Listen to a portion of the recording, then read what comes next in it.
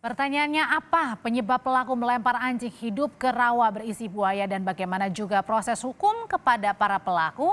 Sore hari ini kita tanyakan ke Wakapolres Nunukan Kompol Wilman Sitorus dan pelapor sekaligus founder and leader Animals Hope Shelter Indonesia, Christian Joshua Pale. Sore Bapak-bapak. Selamat sore Bu. Selamat sore Mbak. Saya ke Wakapolres dulu. Jadi Pak Wakapolres, dari gelar perkara yang sudah ada, ini sudah ditetapkan tersangka kah? Iya, dari 4 orang yang kita periksa, jadi ada 3 yang kita tetapkan sebagai tersangka sesuai dengan masing-masing perannya. 3 tersangka itu perannya apa saja, Pak Waka? Untuk yang pertama tuh tersangka atau pelaku berinisial DF itu perannya yang melempar anjing. Kemudian yang kedua pelaku SR itu juga perannya melempar anjing, dan yang ketiga WA itu yang merekam atau yang memberikan aba-aba pada saat akan mau dilempar. Dan yang satu lagi tidak ditetapkan tersangka karena? Tidak tersangka karena yang satu hanya sebagai saksi saja, hanya dia melihat saja. Apa keterangan dari pelaku sehingga ditetapkan sebagai tersangka? Apa alasan melempar anjing ke rawa yang berisi buaya ini, Pak Waka? Ya, jadi untuk modusnya mereka untuk melempar anjing itu, yang pertama karena begitu mereka pulang ke mes, itu anjing sudah sering memakan makanan yang sudah disiapkan di mes. Jadi pada mereka mau pulang, mereka melihat makanan terhambur, jadi kesal, mereka sepakat untuk membawa anjing itu ke sungai, untuk dilempar ke sungai. Nah, kemudian yang masa kesal, dan di sungai itu ternyata ada buaya, sehingga anjing itu mati diterkam oleh buaya. Jadi artinya para tersangka ini sadar ya dalam apa yang dilakukannya ini ya, sehingga membuat anjing ini mati. Ya, sadar. Mereka sadar. Mereka tahu juga bahwa di situ ada buaya.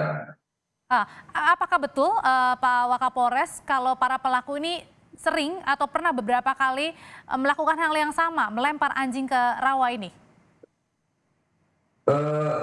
Pertama pernah mereka melakukan, tapi itu hanya bangkai binatang dimasukkan ke sana. Nah, di situ mereka tahu bahwa ada buaya. Gitu. Jadi sudah ini kedua kali. Yang pertama itu bangkai binatang, yang kedua anjing yang hidup. Oke, saya sekarang ke pihak pelapor ya. Jadi Bang Jo sudah cukup puas dengan penetapan 3 tersangka ini? Selamat sore Bu. Oke, saya ingin mengucapkan bravo kepada Polres Nunukan karena benar-benar kerjanya sangat cepat dan sangat sangat fast response banget. Kami begitu datang langsung membuat laporan dan diterima dengan sangat baik. Tim penyidiknya benar-benar bekerja dengan baik. Untuk ditetapkan tersangka kepada 3 dari 4 pelaku, seharapnya sih bertambah 1 lagi karena para pelaku ini bukan 3 tetapi ada 4 yang yang terlibat dalam pelemparan anjing ini ke rawa-rawa Bu. Jadi saya harapnya yang 1 lagi ini jangan sampai bebas. Keempat-empatnya harus ditetapkan sebagai tersangka. Oh, jadi harapannya keempatnya harus ditetapkan sebagai tersangka ya. Tapi Pak Wakapolres, ini dikenakan pasal apa para pelaku, para tersangka? Untuk pasal yang kita persangkakan yaitu pasal 302 KUH pidana dan atau pasal 91B ayat 1 junto pasal 66A ayat 1 Undang-Undang Nomor 41 Tahun 2014 tentang perubahan atas Undang-Undang Nomor 18 Tahun 2009 tentang peternakan dan kesehatan hewan, yaitu ancaman hukumannya selama 9 bulan penjara. Dengan 9 bulan penjara itu sudah maksimalkah dengan penetapan pasalnya yang dianggap oleh pihak pelapor, Bang Jo? Kami kurang puas Bu, karena kalau menggunakan undang-undang undang-undang kekerasan terhadap hewan atau pasal 302 itu sangat lemah. Sementara perbuatan yang sudah mereka lakukan, bahkan Pak Erick Thohir pun mengatakan perbuatan mereka itu sudah biadab. Nah, maka itu saya kekeh dengan tim lawyer kami untuk mengenakan pasal 170 kepada keempat pelaku ini, Bu. Oke, jadi dari penuturan para tersangka ini, Pak Wakapolres, apa sih sebenarnya alasannya pelaku melempar anjing hidup?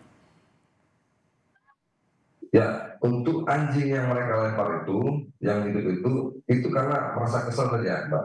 Hanya merasa kesal karena setiap mereka pulang itu melihat makanan yang yang sudah disiapkan, catering itu yang sudah disiapkan dimakan oleh anjing itu, sehingga mereka kesal, bawa ke sungai, lempar. Karena mereka sudah sadar di situ ada buaya, jadi mereka lempar ke situ, anjingnya dilempar ke tanah. Dan anjing ini apakah anjing liar atau anjing peliharaan? Ini anjing peliharaan, Mbak. Anjing peliharaan Peliharaan milik pelakunya sendiri. milik pelaku ya. Dan para pelaku ini pekerjaannya apa? Karena kan pakai seragam. Ya, mereka karyawan di satu perusahaan. Karyawan di satu perusahaan, Mbak. Oke, karyawan di salah satu perusahaan dan sudah tinggal lama di sana, Pak Wakapolres? Sudah lama, Mbak, sana. Oke, saya kembali ke pelapor ya. Bang Jo, saya dengar Bang Jo juga sempat bertemu dengan para pelaku ya. Apakah para pelaku ini menyesal dengan perbuatannya, tahu perbuatannya ini akhirnya membuat anjing ini meninggal dari yang tadinya hidup? Semalam memang saya ketemu, mereka ingin sekali bertemu dengan saya, tetapi saya tidak akan damai dengan mereka karena perbuatan mereka sudah benar-benar sangat biadab. Apalagi penuturan dari mereka bahwa anjing ini adalah anjing peliharaan mereka yang mana sudah sangat anjingnya sudah sangat percaya kepada mereka. Bahkan kalau kita lihat dari videonya, anjingnya pada saat diangkat pun tidak memberikan perlawanan. Artinya apa? Anjingnya sudah mempercayai kepada mereka, manusia-manusia yang terlibat dalam video tersebut, bahwa kepercayaan anjingnya ini benar-benar disalahgunakan tanpa ada perasaan. Anjingnya digoyang dan langsung dilemparkan ke rawa yang berisi buaya. Nah, mirisnya anjing ini tuh anjing milik mereka, bukan anjing liar. Kita bisa lihat bagaimana ketika anjing itu diangkat, dia tidak memberikan perlawanan. Kalau kesan anjing itu percaya kepada para pelaku ini ya ketika mengangkat percaya. Ya. Nah, inilah kelemahan dari seekor anjing kelemahan dari seekor anjing itu begitu percaya terhadap manusia. Walaupun manusianya monster seperti keempat mereka, maka itu tidak akan ada kata damai. Hukuman seberat-beratnya dengan menggunakan pasal 170 wajib dikenakan ke empat pelaku ini. Saya tidak akan mau menggunakan pasal 302. Karena pasal 302 tidak akan memberikan efek jerah. Sementara kasus kekerasan terhadap hewan di Indonesia ini sudah sangat besar. Tidak akan ada memberikan efek jerah bagi pelaku atau pelaku-pelaku selanjutnya di kemudian hari. Kita harus benar-benar pada kasus ini kita sekaligus campaign ke masyarakat luas bahwa produk hukum Undang-Undang Perlindungan Hewan itu ada. Kalau mereka berani melakukan kekerasan terhadap hewan, maka mereka harus siap menerima konsekuensinya. Kalau ada ketakutan dari pihak pelapor, Pak Wakapolres, kalau pengenaan pasal ini tidak maksimal nantinya untuk menghukum para pelaku? Tanggapannya Pak Wakapolres, silakan.